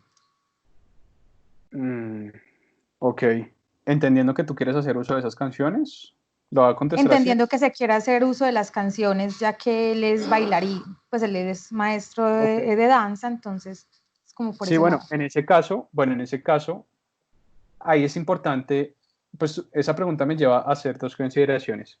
Que usualmente YouTube, si bien es una plataforma de contenidos, pues sobre todo audiovisuales, igual también musicales, no es el medio ni la plataforma idónea para buscar a los artistas o autores o titulares de derechos de esas obras. Porque claro, lo que tú dices es cierto.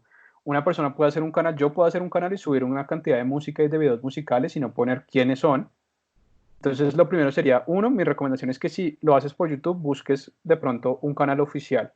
Y dos, eventualmente si no encuentras, digamos, el canal oficial porque pues justamente no aparece la indicación del autor o titular de derechos, sí es bien importante que conozcan que frente a cada sociedad en tema musical, me da muy bien para hablar de lo siguiente, y es que existe un concepto que se llaman de organizaciones que, entre comillas, reúnen a los autores o titulares de derecho, que son las sociedades de gestión colectiva. En Colombia, de pronto te podría dar esa recomendación, como sociedades de gestión colectiva en la industria musical existen dos, que es SAICO, la Sociedad de Autores y Compositores, y ASIMPRO, la Asociación Colombiana de Intérpretes y Productores de Fonograma. De pronto, si tú estás interesado respecto de una canción específica, tú podrías solicitarle a estas sociedades que si de pronto te pueden indicar quién es el autor o titular de derechos y porque estás eventualmente interesado en gestionar una licencia para hacer un uso determinado. De pronto eso sería una recomendación práctica y útil que te podría ayudar a encontrar el autor de esa canción o el titular de derechos de esa canción. Perfecto. Caro nos hace una pregunta. Si hago un evento virtual para recoger fondos para ayudar a los artistas que hoy están aguantando hambre, ¿debo pagar a Saico aún sin yo lucrarme de este evento? Bien. Gracias, Caro, por tu pregunta. Bueno, en ese orden de ideas, si yo hago un evento, sí, así yo no me lucre, en principio, bueno, aquí es que tú tocas varios, pues esa pregunta es también bien interesante, porque claro, y de hecho más aún, teniendo en cuenta que en recientes días Saico, de hecho, eh, señaló o expidió un formulario de tarifas para los usos digitales. Pero en principio, ¿qué pasaría, Caro? ¿Cuál sería mi recomendación práctica? La regla general es que sí, en principio tendrías que pagar por, por el uso de esas obras, aun cuando sea gratuito. ¿De acuerdo? Recuerda que o sea, te lucres o no, da igual para la ley. En principio tú debes pedir autorización. Recuerda que la premisa es siempre pedir autorización cuando yo vaya a hacer un uso de una obra que yo no soy titular, punto. Yo no estoy diciendo que debe ser gratuito o debe ser oneroso. La norma no dice eso. Pero en tu caso, y con los temas virtuales, yo te sugiero que igual hagas la solicitud a Saico y preguntes si eventualmente es con Saico con quien debes hablar porque muchas veces Saico, frente a esos temas gratuitos, eventualmente con los mismos autores o titulares de derechos, te gestionan una licencia gratuita. Es decir, te dan autorización de hacerlo, en determinadas ocasiones lo hacen, de hecho depende también de la plataforma, eso se puede hacer, son usos que se están dando, digamos, digitalmente en la actualidad, pero tienes que hacerlo, digamos, según el orden de las cosas. No es que hagas el concierto y luego, claro, porque si haces el concierto y no pediste autorización, seguramente van a llegar los titulares que correspondan y te van a decir, oiga, usted no me pagó. Porque claro, no pediste la autorización previa. A lo que voy es que el deber de las cosas es, antes, en ese momento que estás construyendo tu proyecto, pidas autorización a Saico y eventualmente le expliques cuál va a ser el alcance del evento, cómo va a ser, que no va a tener fines de lucro, que va a ser en determinada plataforma, y eventualmente Saico o la sociedad que corresponda podría darte una autorización gratuita para ese evento. Entonces es importante que pidas la autorización previa y eventualmente ellos te dan, digamos, ese comprobante o ese, digamos que sería gratuito esa licencia para ese uso determinado y así evitarte dolores de cabeza, Caro. Sería de pronto la recomendación que te doy. Pero pide la autorización siempre antes. Listo. Alba Luz nos pregunta que si es posible proteger fotografías en redes. Claro que sí, Alba Luz, por supuesto. De hecho, es el tema que te mencionaba un poco aquí en los usos de nuestras obras en Internet. Claro, tú como fotógrafo, eventualmente, claro, tomas tu fotografía, eres autora de esa foto y eventualmente tienes los derechos patrimoniales y morales sobre esa foto. Tú, así sea digital o la subas a una plataforma, tienes protección por derecho de autor. Todas las obras protegidas por derecho de autor tienen protección desde el momento de su creación. Es importante que sepan eso. Sea una fotografía, sea una obra fonográfica, sea una obra literaria, sea una obra audiovisual, sea un videojuego, sea lo que sea, tiene protección desde el momento de su creación. Es decir, en el momento en que tú tomaste la fotografía, tiene protección. Y el hecho que esté en Internet no le quita esa protección. Pero mi recomendación es que sigas la recomendación, pues desde el punto de vista que les mencionaba, digamos, esos tips que les daba frente a eso, ¿dónde subes tú esa fotografía? Porque si tú la subes de pronto a Facebook, quizá allí no sea el lugar idóneo para que subas esa foto toda vez que podría un tercero tener acceso más fácilmente. O de pronto más bien súbela o no la subas completa o súbela con una marca de agua y más bien intenta que tu book de imágenes o de fotografías estén de pronto solo las muestres a las personas que están interesadas en comprarlas o en adquirirlas o en licenciarlas o en hacer algún uso, no sé, en prensa o en películas, etcétera. Pero sí tienen protección, como cualquier obra. Listo. Bueno, por acá Yolanda creo que quiere hacerle como un énfasis a Ana María con la pregunta que hizo y es que ella representa artistas y normalmente les dice que deben hacer una alianza con el artista para poder acceder a sus obras y si no tienen un permiso escrito, pues estos artistas la pueden demandar. Era algo como más para acotar a lo que tú ya habías dicho. Sí, totalmente.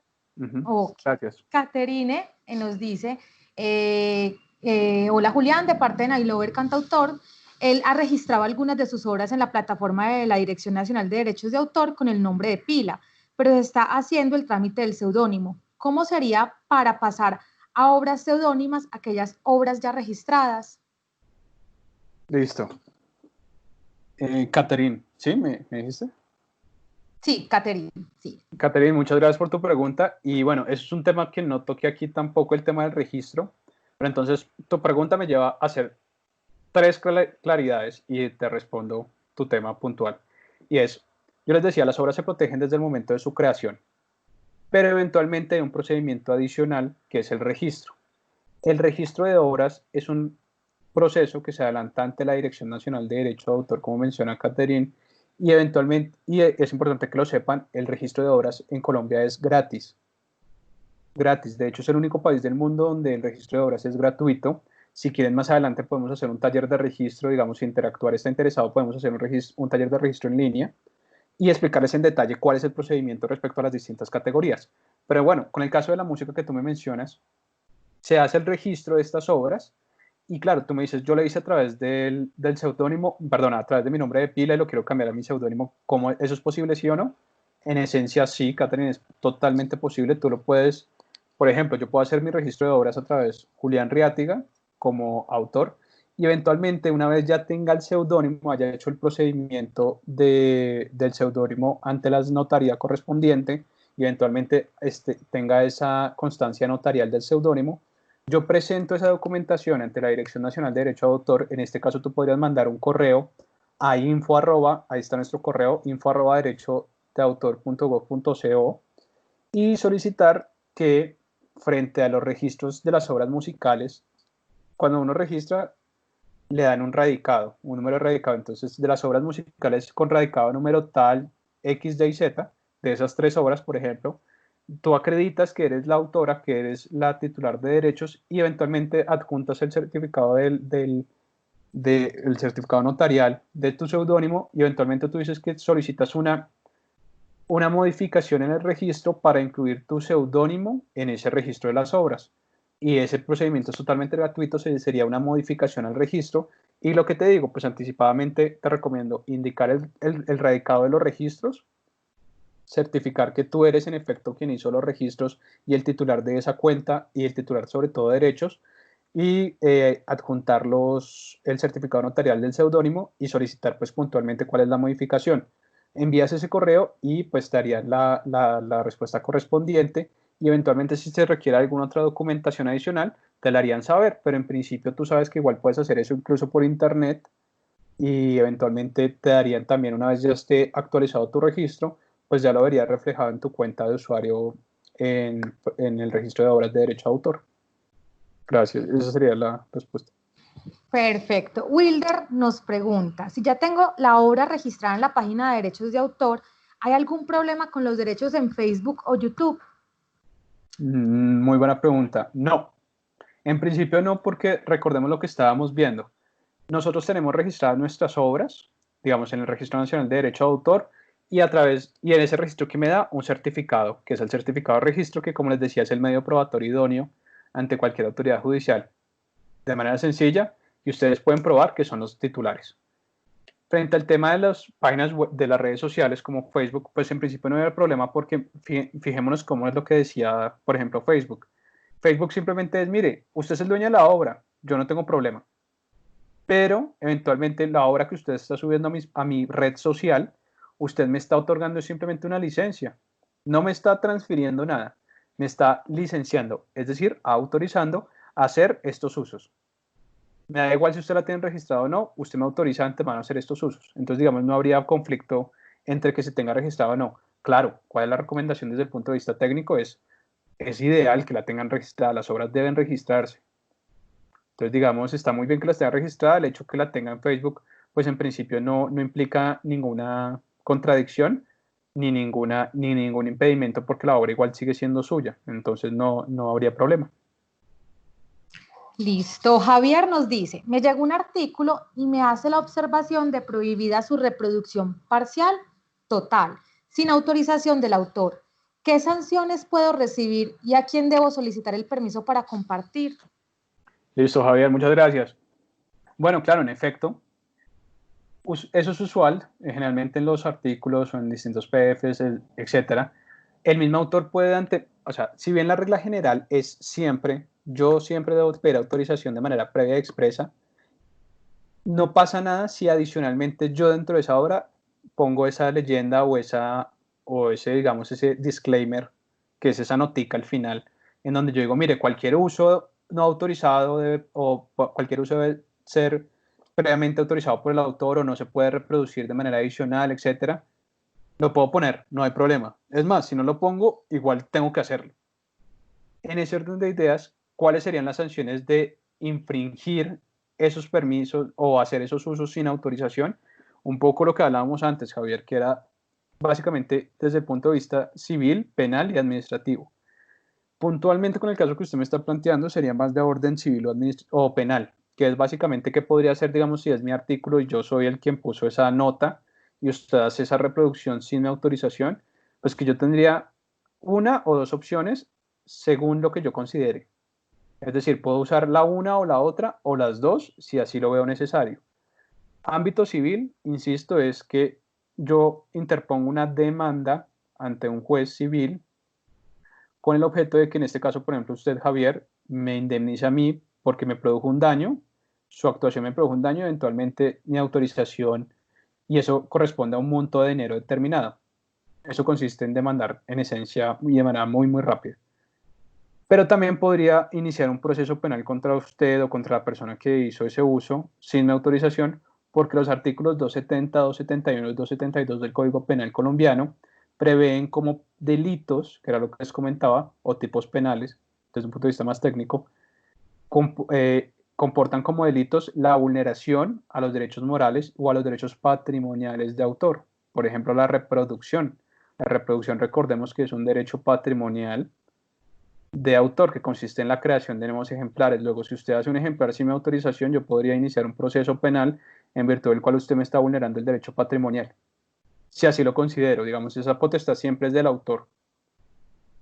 Esa sería la respuesta, Javier, a grosso modo, claramente. Perfecto. Laura nos dice, buena tarde. Con la situación actual, hay muchos sectores que han tenido que migrar a ofrecer servicios online, como clases de baile, danza, aeróbicos, y por obvias razones, las clases deben ser acompañadas con la ayuda de música, canciones y demás. ¿Qué dificultad se tiene para seguir financiando y tratar de mantener clientes y mitigar el impacto económico sin infringir las normas de derecho de autor? Muy buena pregunta, Laura, y bien compleja. Bueno, aquí lo que sucede es lo siguiente, Laura, digamos, es totalmente cierto lo que tú estás diciendo, digamos, es algo que tenemos que, pues es nuestra realidad, nada que hacer, es el momento que nos está tocando vivir, pero fíjate que per se el derecho de autor no lo vean y no lo veas, Laura, como si fuera un impedimento para el desarrollo económico o la actividad o el ejercicio de determinadas actividades comerciales. De hecho, es todo lo contrario. No por el hecho que exista derecho de autor no se pueden hacer las actividades, todo lo contrario, el hecho que existe es que te permite, uno, que eventualmente en determinadas plataformas, es que por eso habría que ver cada caso en particular, puedes hacer usos gratuitos sin necesidad de pedir autorización, o pidiendo autorización te dan el permiso para utilizar esa canción o esa obra, según corresponda, y eventualmente, si de pronto no te dan la autorización gratuita, porque pues todo en la vida no se trata de que sea gratis, justamente el impacto y el desarrollo económico viene en la medida en que ese ejercicio o esa actividad en concreto mueva distintos sectores, y pues no podría ser ajeno al sector de la industria creativa y cultural. Eventualmente, claro, tú me dices, mire, yo quiero hacer un formato de clases o de una super mega clase de rumba para hacer ejercicio todos los fines de semana y quiero poner determinadas canciones. Yo te digo, maravilloso, usted se lucra por el tema de la danza del ejercicio de los inscritos, y yo pues, a la vez está moviendo todo el aparato comercial y está moviendo la industria y también mueve la industria cultural. En ese orden de ideas, las canciones, si yo soy el titular, pues usted acordemos un pago que puede ser de X, entre usted y yo miramos cuánto es. Pero claro, todo esto en la medida en que siga siendo rentable para el negocio. Pues porque es normal. Es también, por ejemplo, no sé, cuando uno tiene un establecimiento de comercio, pensemos cuando vamos a bares o discotecas, claro, el negocio del bar o la discoteca es pues, agrupar gente para disfrutar un rato de esparcimiento y claro, vender licor, escuchar música y de pronto bailar. Pero en ese orden de ideas, claro, por eso es que los bares pagan por la música que utilizan. Porque si bien su actividad principal no es sentarse a escuchar música, sino disfrutar del ambiente, pues el uso de obras implica mover otros aparatos comerciales y mover también incentivar a que haya más creaciones, música, haya más industrias creativas. Entonces, digamos, a lo que voy, Laura, es que no lo veas como una barrera, velo como simplemente una articulación necesaria de agentes en un mercado determinado, en un modelo de negocio determinado, en el cual tú puedes negociar con ellos, pues por el uso que vayas a hacer, que según el uso será también gradualmente la negociación que tú tengas con el autor o titular de derechos, que es posible hacer. De hecho, nosotros vemos que se hace actualmente, pero siempre hazlo con anterioridad, porque a veces el disgusto viene cuando alguien usa algo que no es de él y lo usa de manera posterior. Ahí está el disgusto. Bueno, Caterine por acá nos vuelve a preguntar y es, la Dirección Nacional de Derechos de Autor protege los derechos conexos, producción y mastering. Si es así, ¿qué pasos se deben seguir? Bien, Caterine. Tu pregunta es bien interesante. Y bueno, aquí lo que pasa es lo siguiente y es los derechos, exacto, también protege los derechos conexos. Yo no me refería en esta charla a derechos conexos y simplemente como para ambientar todo, ¿cuáles son los derechos conexos en Colombia? Básicamente los derechos conexos, a grosso modo, son los derechos que les competen. Se denominan conexos o afines o vecinos porque parten de un derecho de autor. Voy a poner un ejemplo muy rápido. Yo soy el creador de la canción, el escritor, pero eventualmente Katherine, que tiene mejor voz que yo, la canta, entonces ella es la intérprete, ella tiene derechos conexos de su interpretación derivadas de mi obra, de la canción que yo compuse, pero yo no canto, yo simplemente le escribo canciones, Katherine las canta, Katherine tendría un derecho conexo, que es por ejemplo lo que pasa por ejemplo con muchas obras de Carlos Vives, que eventualmente las escribió Escalona, pero las canta Carlos Vives, ¿de acuerdo? Esos son derechos conexos. ¿Quiénes son los derechos conexos en Colombia? ¿O quiénes son los sujetos? Los artistas, intérpretes o ejecutantes, los productores de fonogramas y los organismos de radiodifusión, ¿de acuerdo?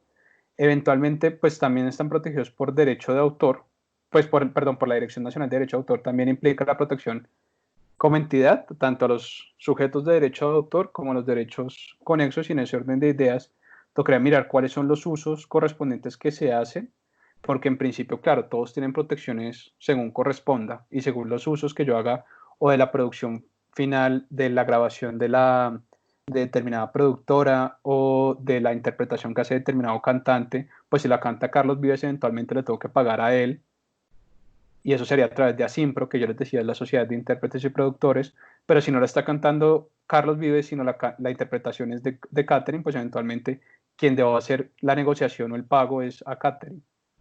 Pero es un poco eso, entonces no sé, me repites la parte final de la pregunta, pero creo que con eso respondo, que no lo quiero dejar. Era como, bueno, si, como si, o sea, si se protege la producción y el mastering, ¿qué pasos se deben seguir?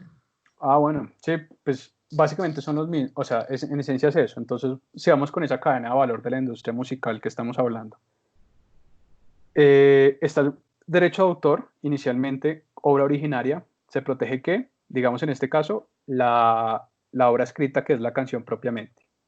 Eventualmente, ¿qué puede suceder? Que haya un intérprete, que en este caso, no sé, sea Carlos Vives. Entonces, Carlos Vives eventualmente se le va a proteger su interpretación. Luego vendría un tercer agente, que quién sería el productor de fonogramas, que sería esa productora que se encarga de hacer que la fijación, lo que Katherine denomina el máster, que sería esa producción final, esa fijación total de la obra musical, ese todo, esa unidad que conforma o incluye tanto la letra que yo creé como autor, como la interpretación que está haciendo Katherine, pero a la vez pues obviamente está centralizado en un fonograma final, en una producción final, que es sobre esa producción quien tendría los derechos, la productora propiamente visto, o el organismo, digamos, sí, el productor fonográfico. Y pues también se protegería en la medida que él tendría derechos patrimoniales sobre esa producción. Tú, Katherine, como intérprete, tendrías derechos morales y patrimoniales sobre la comunicación pública que se haga de tu interpretación, así como también derecho de reproducción, y yo como autor tendría los derechos morales y patrimoniales, en este caso y en este ejemplo particular, tendría estos derechos morales y estos derechos patrimoniales de la obra literaria que creé yo, de esa composición. Y eso pues agrándalo porque la industria musical no es una cadena, es un ecosistema. Entonces a todos los agentes que pueden haber. Eventualmente yo también, una obra literaria puede ser la partitura, otro puede ser el intérprete que toca esa melodía, pues esa partitura se vuelve una melodía y eventualmente la fijación fonográfica que se hace. Digamos que eso ya es más especializado, pero es una industria particular, pero si no quería dejar a Katherine como al aire esa pregunta. Pero eso sería a grosso modo la respuesta. Perfecto.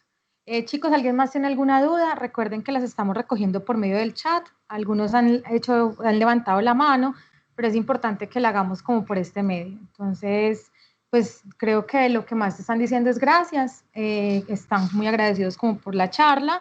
Alguien te dijo que es una charla muy importante, que ha sido muy claro y muy fluido. Muchísimas gracias. Entonces, Julián, yo creo que en este momento no queda sino como agradecerte todo lo que compartiste con nosotros hoy, lo que dijiste de hacer una charla para todo lo que tiene que ser virtual para proteger las obras, sería buenísima, ya que estaríamos hablando para una próxima charla contigo para hacerlo. Muchísimas gracias a la gente que se conectó el día de hoy.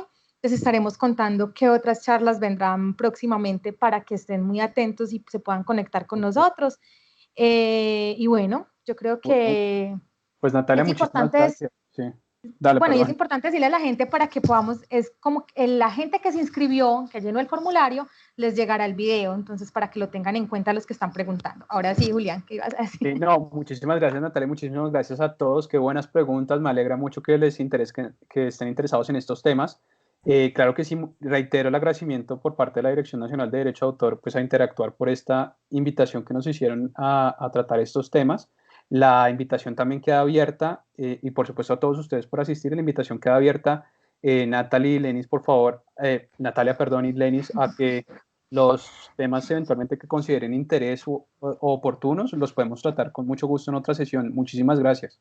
No, claro que sí, de una vez, inclusive los invitados que estuvieron en esta charla, pues que estén pendientes porque muy seguramente vamos a trabajar más contigo, Julián. No, súper, y gracias a vos por el ofrecimiento que es muy pertinente en esos momentos y por la claridad, porque también veo ahí en el chat que todo el mundo pues, le pareció, digamos, como muy claro, respondiste a las preguntas de manera muy sensata, entonces de eso se trata también como que nos llevemos elementos para aplicar en nuestros emprendimientos, en nuestras empresas. Mil gracias a vos, Julián, pues sí, también en nombre de la Corporación Interactuar, a la Dirección Nacional de Derecho de Autor, pues por formar parte, digamos, de este proceso de acompañamiento que estamos haciendo con el sector creativo y cultural. Perfecto, muchísimas gracias. Entonces espero verlos pronto. Bueno, mil gracias y a todos los Claro que asistentes, mil sí, gracias. muchas gracias a todos los asistentes. Saludos a nuestros emprendedores de Urabá que se conectaron también.